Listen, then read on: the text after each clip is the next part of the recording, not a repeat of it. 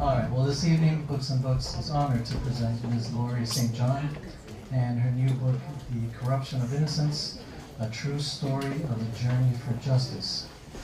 Of course, most of you know that Ms. St. John serves as the Chief Compliance Officer right here in the city of Coral Gables.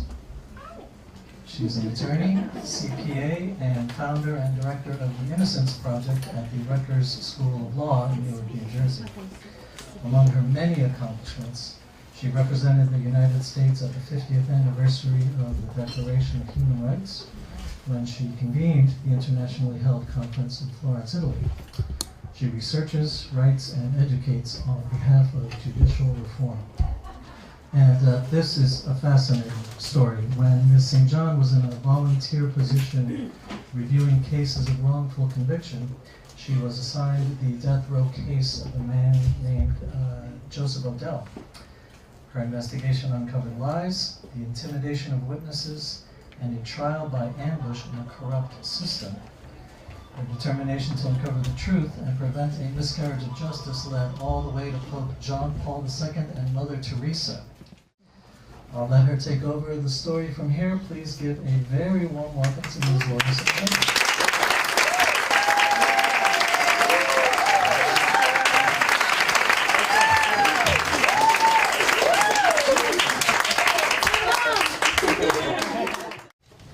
Laurie St. John, author of The Corruption of Innocence, A Journey for Justice.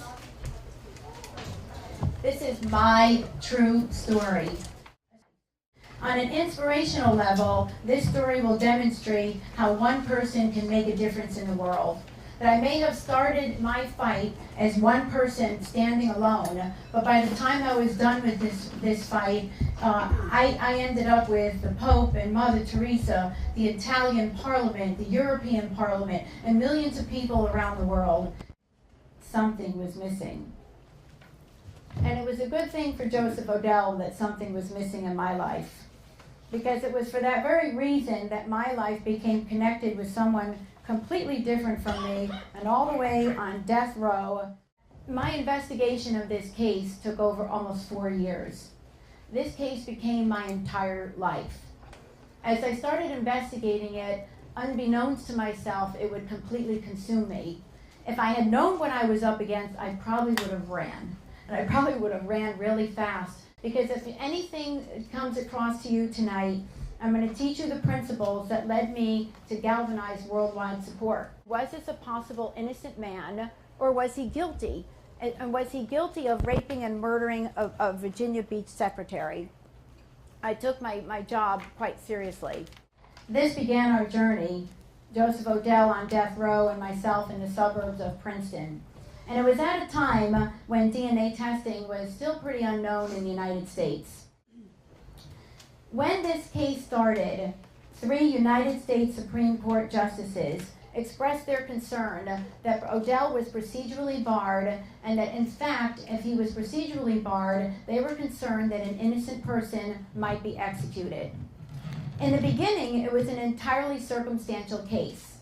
But in the end, and what drove me to never give up, was I saw a manipulation of the facts. I saw in my reading of the transcript inconsistencies. I saw a trial by ambush. I saw suppressed evidence. I saw intimidation of witnesses. And in fact, the prosecutors started intimidating me, hoping that I would go away.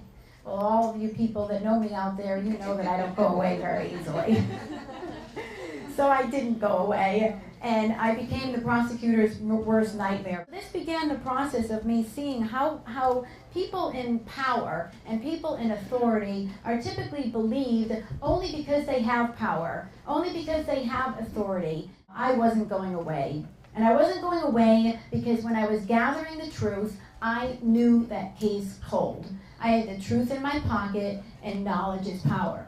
And there's absolutely nothing that can stop you when you're in a mission and you're authentic. It doesn't matter how many times you are violently criticized. It doesn't matter how many times you were opposed. It doesn't matter what your challenges are, because if you do it the right way, you take those challenges and you turn them into opportunities and you figure out ways to be more creative.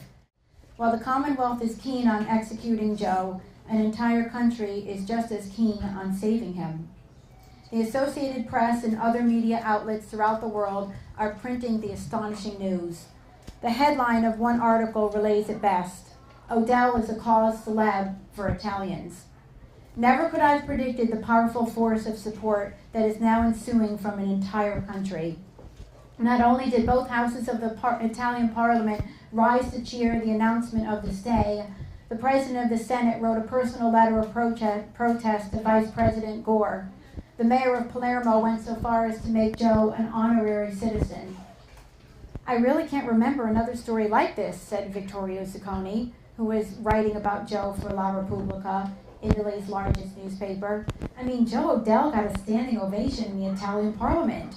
The last time that happened was when we won the World Cup in 1982. I was received twice at the Vatican. The first time I was received, it was I'll read it to you, amazing. And the second time I was received, I actually met Pope John Paul, and he had blessed me. And this was right after I had received a phone call from Mother Teresa at my home in Chatham, thanking me for my work and inviting me to Calcutta to stay with her.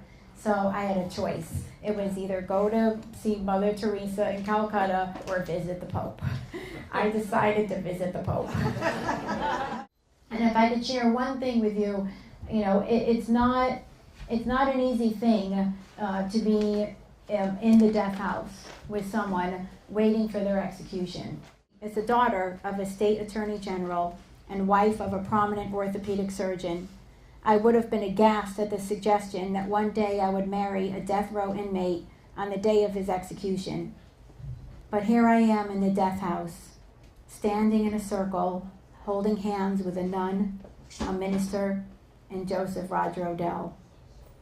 On the other side of the world, gathered in the town square of Palermo, Italy, parliamentarians watch by satellite broadcast, surrounded by Secret Service men with dark visors shielding the sun from their eyes, while mine have been seared by the horror of what has led to this day.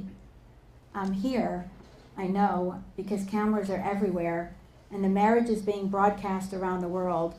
Yet I'm numb, almost paralyzed from having witnessed and participated in the ceremonial preparation for his death. When you know that you have truth in your pocket, and when you're integral, and when you're on a mission, don't let anything stop you. Don't let anything stand in your way, and never, ever, ever give up. If you take facts, and if you misrepresent facts, if you suppress evidence, if you intimidate witnesses, those things you, as the public, will never know. You won't know that because it's not going to reach the newspaper. Well, when this becomes a movie, will you play yourself in the role? Or if not, who would you select to play it?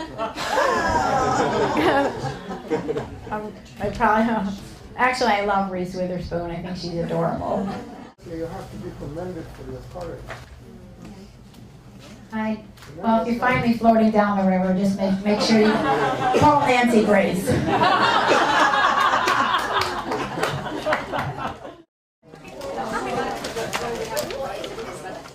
I'm so proud of you.